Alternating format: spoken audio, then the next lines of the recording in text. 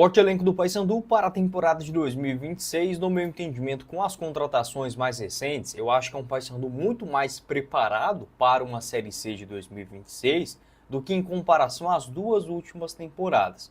Não posso ser injusto, eu acho que nos últimos anos, o Paysandu até para o início de campeonato paraense, fez um elenco interessante, competitivo, mas pecou muito naquele pré-campeonato brasileiro, onde o Paysandu apostou demais. Quase caiu em 2024, escapou muito pelas boas contratações da reta final, mas em 2025 não foi suficiente. Então o Paysandu, ele, para mim, começa a corrigir alguns erros, que é montar um elenco competitivo já com a cara de Série C no início do ano, com jogadores experientes, mas não contratando apenas pelo nome. Quero montar também como seria essa escalação ideal, tendo, né, os contratados até agora, como seria essa escalação aqui, e peço a ajuda de vocês também para me ajudar a montar. Só antes de começarmos o nosso vídeo de hoje, eu peço também para você deixar seu like, se inscrever no nosso canal, ajudar a gente a chegar nesta marca de 75 mil inscritos, que é a nossa próxima meta aqui no YouTube do Black Card, e compre a sua nova camisa do Paysandu com 10% de desconto nos pagamentos via Pix, utilizando o link da FUT Fanatics na descrição do nosso vídeo. São várias ofertas, como por exemplo a camisa número 3 desta última temporada, por R$ 279,90, standard de mesa também por R$ 64,90 e outras opções também, bandeiras de mesa por R$ 69,00, com envios para todo o Brasil. Essas e várias outras ofertas eu separei para vocês, o link da FUT Fanatics logo aqui abaixo na descrição, beleza? Bora começar o nosso vídeo de hoje para falar sobre as últimas contratações do Paysandu para a temporada de 2026, ou, assim, as últimas no sentido de tempo, né? As últimas contratações neste final de mês de dezembro para o início de janeiro de 2026, mas não quer dizer que seja as últimas, né? Já avisando a temporada.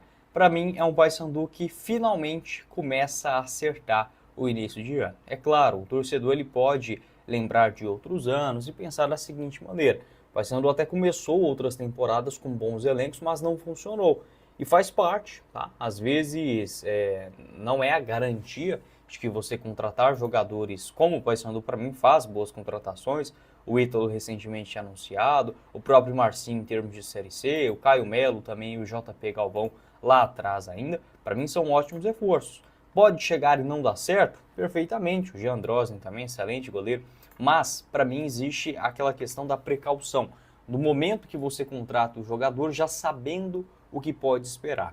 Nesse quesito, para mim, o Paysandu ele acertou nessa temporada. Tá? Dos últimos anos, como eu falei lá no começo do vídeo, eu acho que a principal falha do Paysandu no que tange ao mercado, a gente sabe muito bem o que foi o problema do Paysandu nesse último ano, mas no que tange às contratações, foi aquele momento pré-Série B, onde o Paysandu, para mim, apostou demais em muitas contratações, e no momento que era necessário um elenco de contratações mais pesadas, o Paysandu apostou muito e pagou o preço nessa temporada.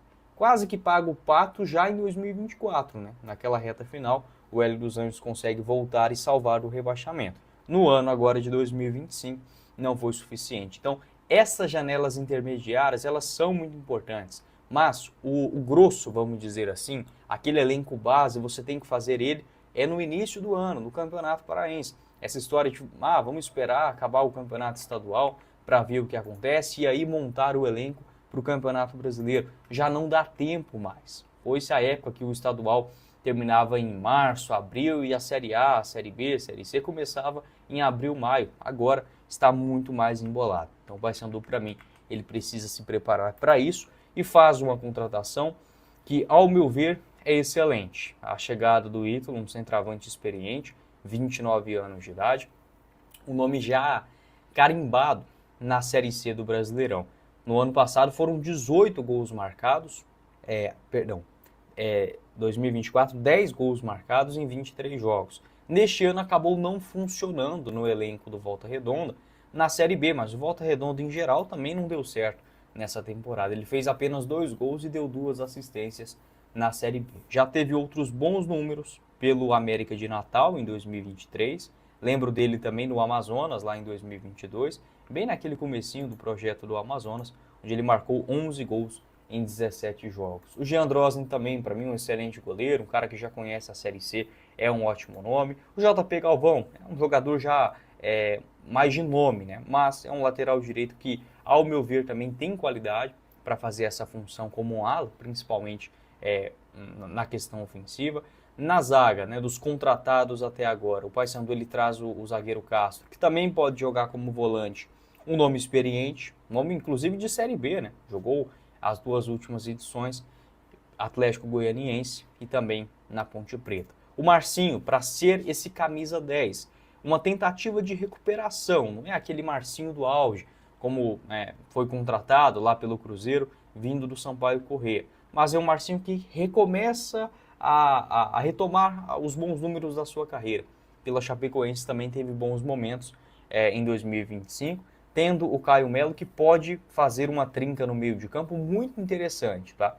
Não sei exatamente qual é a ideia, né, para o Paysandu nesse início de ano com o técnico Júnior Rocha, se vai contar com o Castro como zagueiro ou volante, tá? Mas já iniciando aí com Caio Melo, Marcinho e Castro, é um meio de campo que para mim inclusive é superior ao da temporada passada.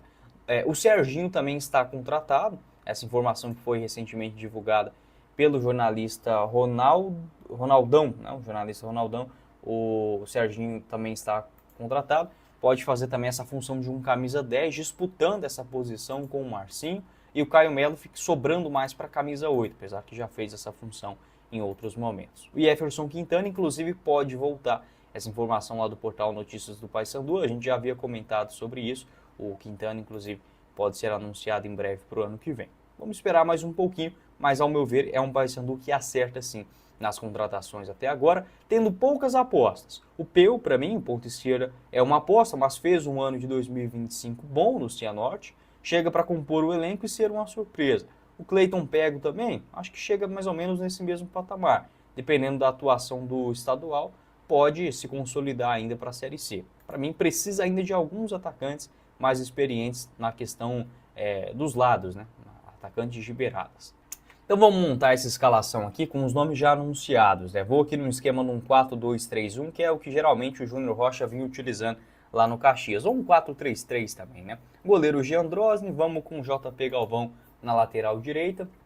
Na defesa, na zaga, o Paysandu ainda precisa contratar muito, né? Vou colocar aqui o Luca, que é um garoto da base, mas para mim ainda precisa contratar. E vou deixar o Castro nessa função de um zagueiro. Ainda falta pelo menos um zagueiro canhoto. Ainda há essa indefinição se o Heverson vai ficar ou não. Se ele continuar, para mim é um titular incontestável na Série C, se não vai precisar de um lateral esquerdo. Meio de campo, eu ainda não vou colocar aquele primeiro volante de marcação, então eu vou com o Caio Melo, juntamente com o Marcinho, e mais à frente o Serginho, tá? O Serginho que ainda não está aqui no elenco do Paysandu, então não vai ter como eu escalar ele aqui pra gente agora.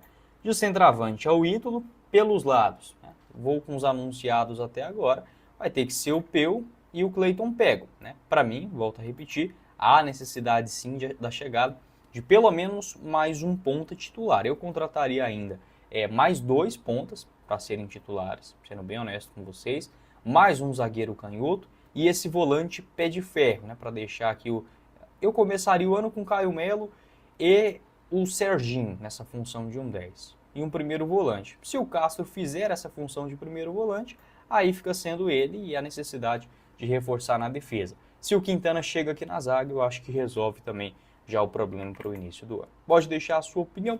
Quem falou com vocês foi o Guilherme. Nos vemos em uma próxima oportunidade. Valeu, galera, e boa sorte.